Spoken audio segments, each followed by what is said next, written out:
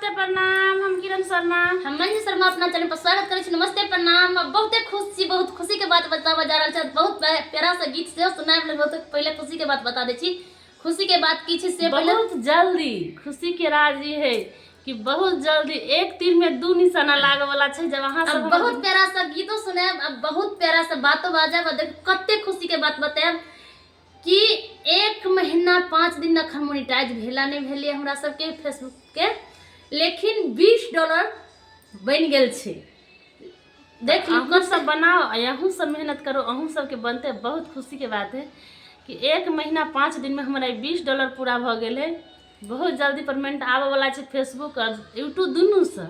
तो अहाँ सब जरूर हमरा सबके प्यार आशीर्वाद देता और आगा बढ़बे। आज जब बनाबी छी जे कोई हमेशा हिम्मत क के बनाओ, हार कखनो नहीं मानो। जरूर अहूँ सबके पूरा है। बहुत प्यारा से बेटी विवाह गीत सुनवा जा रहल छै। अहाँ सब जरूर सुनबे, जरूर कमेंट करबे। देखियो कखन तो बाप बाबा के राज बेटी के नहीं होय छै, भाइये के होय छै।